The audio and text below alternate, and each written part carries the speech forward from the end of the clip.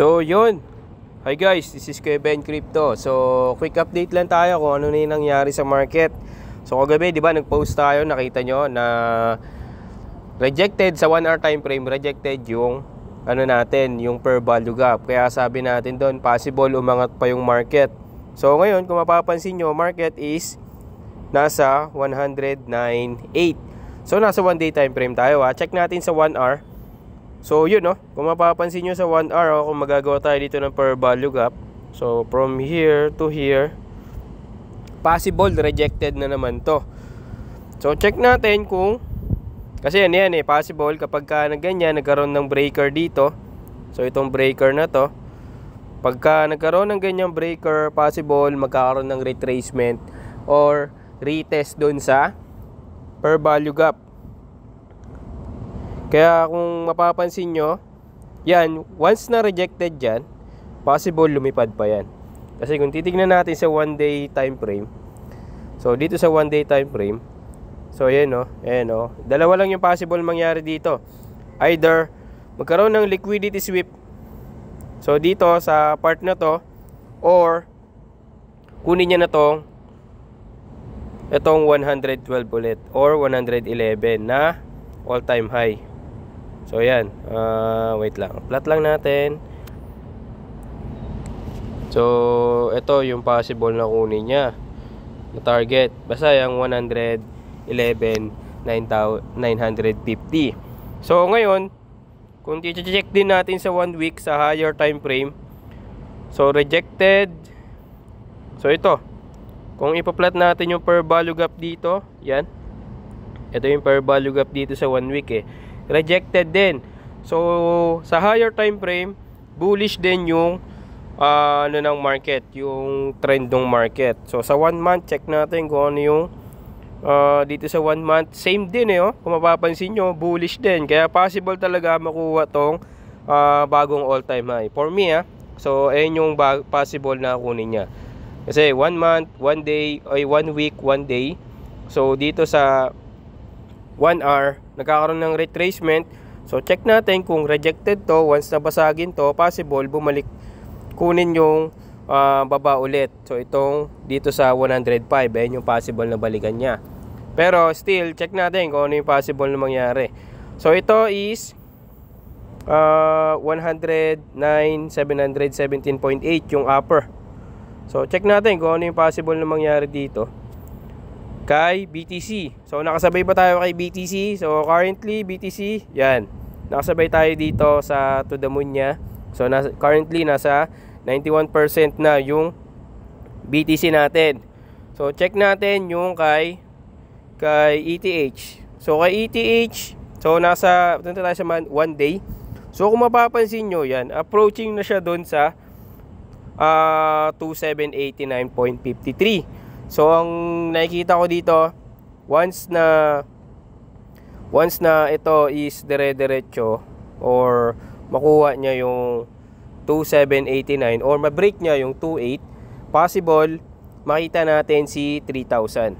So makita natin ulit si 3000. So kung mapapansin nyo dito, para siyang consolidation So nag-conso siya dito, para siya nag-consolidation dito sa part na to. So ngayon, ang aantay natin, once na ma-break yan, once na ma-break to, so itong ano na to, once na ma-break yan, ito kasi yan kung mapapansin nyo, yung magiging resistance natin, yung upper, yung 2682.91. Once na ma-break yan, possible makita natin si 3K. So yun yung nakikita natin dito. So check natin sa 1 week. So sa 1 week time frame, so kung mapapansin nyo dito sa 1 week, nagkaroon ng rejection na dito. Rejection na dito sa per value gap natin. Kaya possible talaga umangat to. Possible umangat to. So ang next target nito, either itong per value gap na to na 29 or 3K. So possible 3K kunin yan. Ito sa per value gap So possible 3K ang makuha nito. So that's for ETH. So nakasabay ba tayo kay ETH? So check natin. Yes, nakasabay tayo. Currently 344% yung ETH natin. So from doon sa 25 2536.29 nakasabay tayo dito. So currently 342 yan, 340 percent yung ano natin. So nakapag-set na tayo ng stop loss dito. So ang inaantay lang natin kung possible umangat. Pero possible for me umangat pa yan. So check natin kung anong mangyayari dito. So next, si Solana. So for Solana, check tayo sa 1 day time frame. So kung mapapansin nyo sa 1 day time frame, check tayo dito sa 1 day time frame. So dito, check natin to kung makukuha to.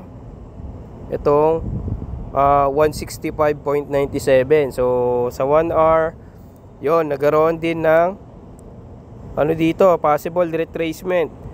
So dalawa yung possible balikan niya. Either itong fair value gap na to, ito yung 158, or ito na yon, nagkaroon na siya ng ano dito sa baba.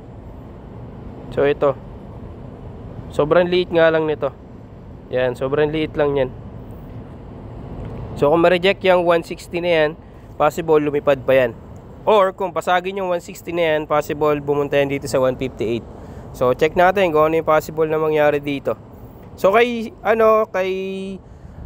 Solana kasi, nagising kasi ako ng madaling araw, kaya nag-set ako ng stop loss. So na-hit yung stop loss natin na 40% dito. So currently, hindi tayo nakasabay dito kay Solana.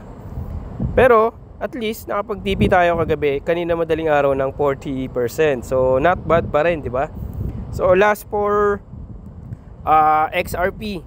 So XRP is currently nasa 1 day muna tayo. So 1 day ang possible na kunin nito is itong 2.3870 or 2.3870. So yun yung possible na kunin niya. So sa 1 hour time frame, kung mapapansin nyo, meron na namang rejection dito sa per value gap. Kaya possible umangat na naman to. So nakikita natin na possible umangat na naman to. So check natin kung ano yung possible na mangyari, kasi kagabi, di ba, nag-post tayo na kung ano yung possible na mangyari dito sa market. Di ba? Sabi natin possible umangat. So yan, no, kung nakikita nyo, nasa 1 hour time frame tayo. Rejected yung per value gap, kaya possible umangat. So check natin sa 1 week. Sa 1 week time frame, so bullish din oh. Nagkaroon ng bullish din dito Bullish pa rin yung market dito. So check natin tong per value gap na to. So ito.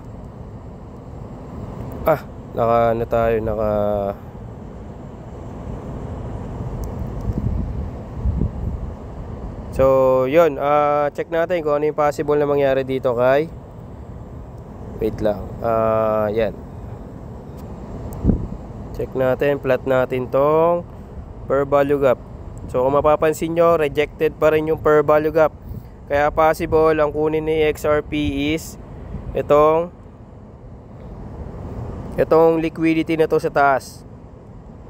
Itong yan, 2.65996 ang possible na kunin niya.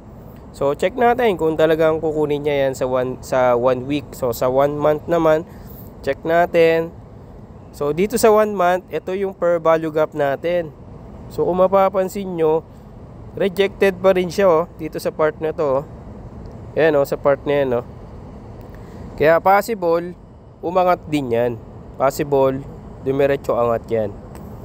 So check natin kung kukunin yung 3.4 ni 3.4,000 ni XRP. So sa XRP, nakasabay ba tayo kay XRP? Yes, nakasabay din tayo. Currently 120.79% tayo dito. So sa mga natin, sa trade natin, nakapag-set na ako ng stop loss diyan. Kaya kung bumaba man yan, TP pa rin tayo. So check natin kung ano yung possible mangyari sa market, kasi kung makikita nyo, nagkakaroon ng rejection sa mga per value gap natin. Kaya possible umangat pa yung market. Ngayon, kung bababa yan, that's okay. So stop loss tayo. panalo pa rin tayo. So hanap ulit tayong bagong trade. So yun lang, quick update lang tayo. This is Kuya Ben Crypto. Peace out.